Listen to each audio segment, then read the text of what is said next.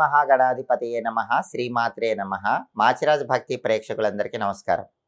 December 11వ తేదీ నుంచి December 20వ తేదీ వరకు ఈ 10 రోజుల్లో మేషాది ద్వాదశ రాశులకి రాశి ఫలితాలు ఎలా ఉంటాయో, 10 రోజుల్లో గ్రహాల సంచారం ఎలా ఉందో, ఏ గ్రహాలు అనుకూలిస్తున్నాయో, ఏ గ్రహాలు వ్యతిరేకంగా ఉన్నాయో, ఈ 10 రోజుల్లో కూడా వ్యతిరేకించే గ్రహాలు అనుకూలంగా ఉండాలంటే ద్వాదశ రాశుల వాళ్ళు ఎటువంటి పరిహారాలు చేసుకోవాలో, ఏ దేవీ దేవతల ఆలయ దర్శనం చేసుకోవాలో, ఏ మంత్రాలు చదువుకోవాలో, ఎటువంటి స్తోత్రాలు వినాలో, సకల దేవతా స్వరూపమైన గోమాతకు ఎటువంటి ఆహారం తినిపించాలో, ఈ 10 రోజుల్లో ద్వాదశ రాశుల వాళ్ళకి రాశి ఫలితాలు ఏ విధంగా ఉండబోతున్నాయో ఈ వీడియోలో మనం తెలుసుకుందాం.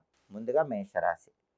మేషరాశి వాళ్ళకి డిసెంబర్ 11 నుంచి డిసెంబర్ 20 మధ్యలో గ్రహాల సంచారం పరిశీలిస్తే సూర్యుడు 8, 9 స్థానాల్లో సంచారం చేస్తున్నాడు. మొదటి 5 రోజుల్లో 8వ సంచారం చేస్తున్నాడు, తర్వాత 5 రోజుల్లో 9వ సంచారం చేస్తున్నాడు.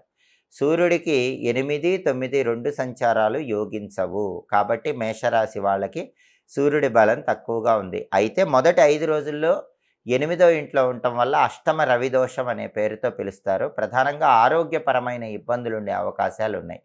కాబట్టి ఆరోగ్యం పట్ల మొదటి 5 రోజుల్లో మేషరాశి వాళ్ళు ప్రత్యేకమైన జాగ్రత్తలు తీసుకోవాలి. సమయానికి ఆహారం స్వీకరించడం, సరైన సమయానికి నిద్రించటం, కంటికి గుండెకి సంబంధించిన వ్యవహారాల్లో ప్రత్యేకమైన ఆరోగ్య జాగ్రత్తలు తీసుకోవటం లాంటివి చేయాలి.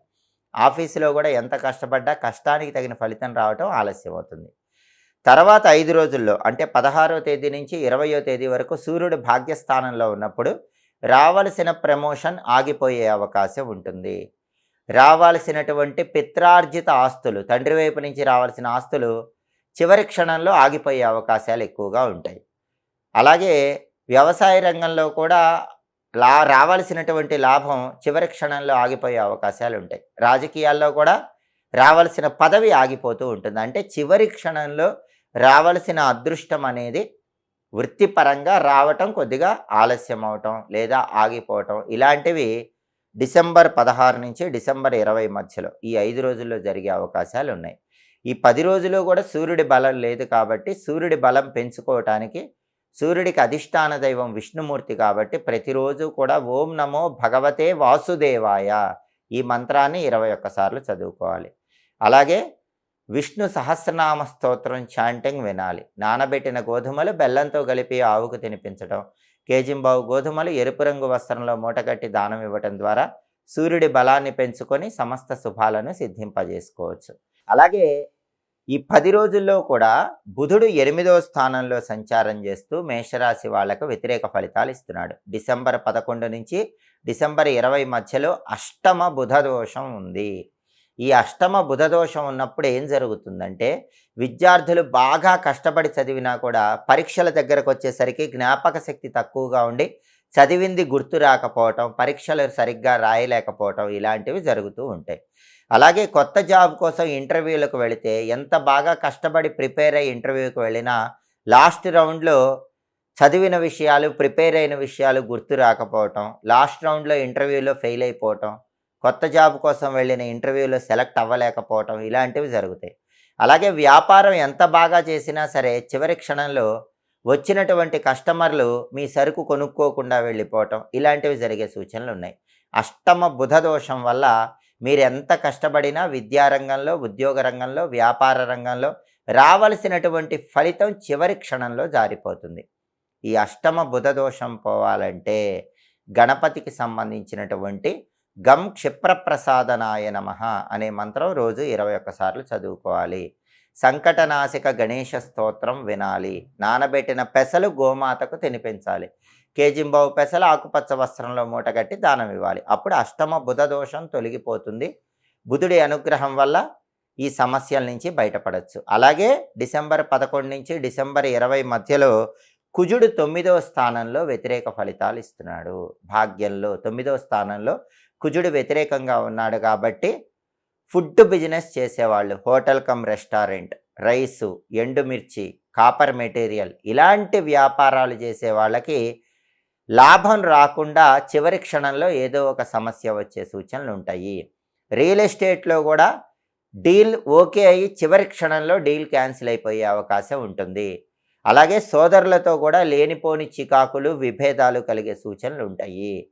అలాగే పోలీస్ సెక్టారు, మిలిటరీ సెక్టార్‌లో పనిచేసే వాళ్ళకి కొన్ని ఇబ్బందులు ఉంటాయి. సెంట్రల్ గవర్నమెంట్‌లో ఉద్యోగాలు చేసే వాళ్ళందరికీ కూడా 9వ ఇంట్లో కుజుడి సంచారం వల్ల వాళ్ళ ఉద్యోగాల్లో ఏదో ఒక సమస్యలు ఉంటూ ఉంటాయి. రైల్వేలో పనిచేసే వాళ్ళకు కూడా ఏదో ఒక సమస్యలు వచ్చే అవకాశాలు ఉన్నాయి. ఇవన్నీ కూడా 9వ ఇంట్లో కుజుడి వల్ల మేషరాశి వాళ్ళు ఎదుర్కొనేటటువంటి సమస్యలుగా చెప్పుకోవాలి. వీటి నుంచి బయటపడాలంటే మేషరాశి వాళ్ళు ప్రతిరోజు కూడా సుబ్రహ్మణ్యేశ్వర స్వామి వారికి సంబంధించిన ఓం శిఖివాహనాయ నమః అనే నామాన్ని 21 సార్లు చదువుకోవటం, సుబ్రహ్మణ్య అష్టకం చాంటింగ్ వినటం ద్వారా 9వ స్థానంలో కుజుడిచ్చే ఈ వ్యతిరేక ఫలితాలన్నీ తొలగింపజేసుకోవచ్చు. అలాగే నానబెట్టిన కందులు బెల్లంతో కలిపి ఆవుకు తినిపించడం, 1 కేజీ కందులు ఎర్రటి వస్త్రంలో మూటగట్టి బ్రాహ్మణుడికి దానం ఇవ్వటం ద్వారా కూడా భాగ్యస్థానంలో 9వ స్థానంలో కుజుడిచ్చే వ్యతిరేక ఫలితాలన్నీ తొలగింపజేసుకోవచ్చు. అలాగే శుక్రుడు 8, 9 స్థానాలలో సంచారం చేస్తున్నాడు. మొదటి 9 రోజులు 8వ సంచారం చేస్తున్నాడు. తర్వాత ఒక్కరోజు అంటే ఆఖరి రోజు 9వ సంచారం చేస్తున్నాడు. డిసెంబర్ 11 నుంచి డిసెంబర్ 19 వరకు 9 రోజులు కూడా 8వ సంచారం. డిసెంబర్ 20వ తేదీ మాత్రం 9వ సంచారం చేస్తున్నాడు. ఈ 2 సంచారాలు విశేషంగా యోగించే సంచారాలే.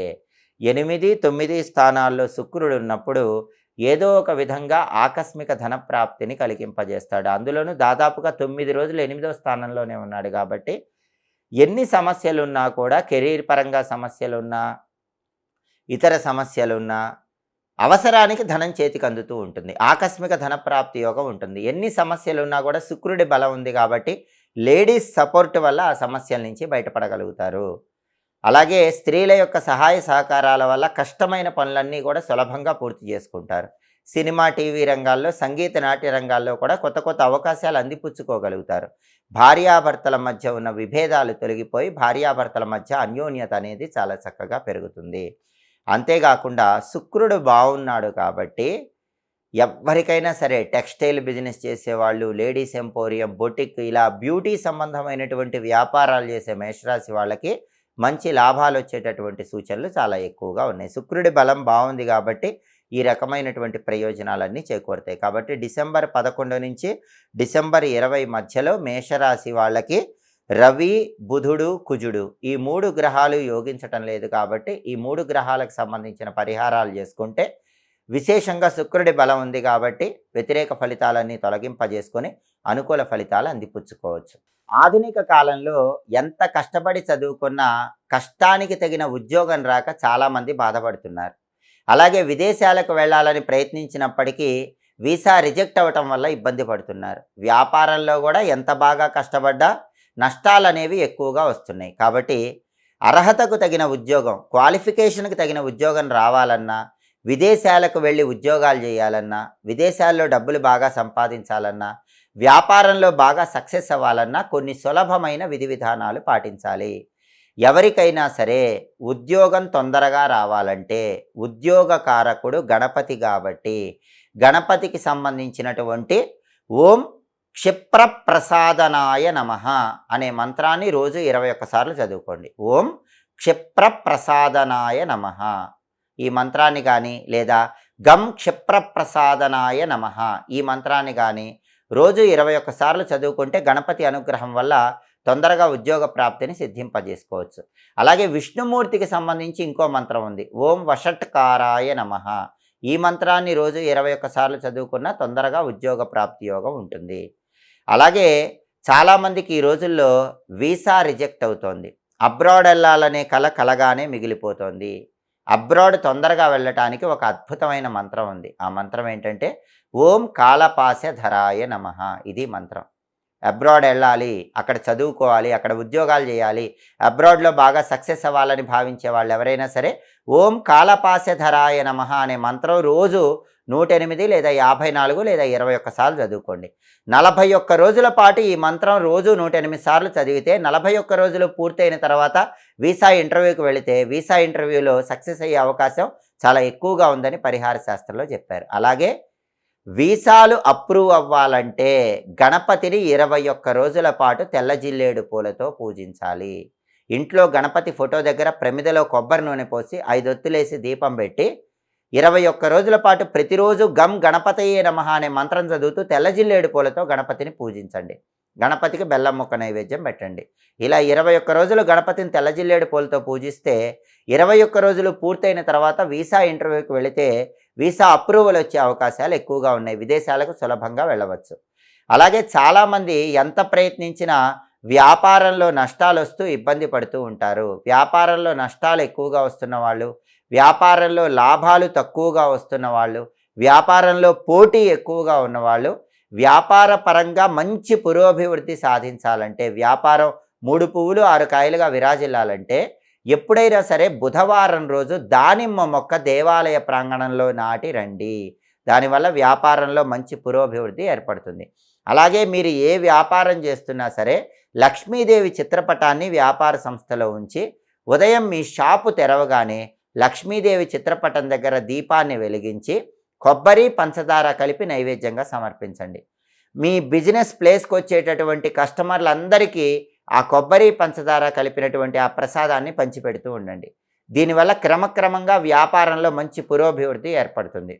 అలాగే చాలామందికి వ్యాపార సంస్థలకి దృష్టి దోషం ఉండటం వల్ల కూడా ఇబ్బంది పడుతూ ఉంటారు. వ్యాపార సంస్థలకి దిష్టి ఎక్కువై వ్యాపారం సరిగ్గా నడవని వాళ్ళు ఏం చేయాలంటే మంగళవారం రోజు, బుధవారం రోజు, అమావాస్య రోజు ఒక నిమ్మకాయ కోసి ఆ 2 నిమ్మకాయ చెక్కల మీద కూడా పసుపు కుంకుమ వేసి మీ వ్యాపార సంస్థకి ఇరువైపులా రాళ్ల ఉప్పు పోసి ఆ రాళ్ల ఉప్పు మీద ఈ నిమ్మకాయ ముక్కలు ఉంచండి.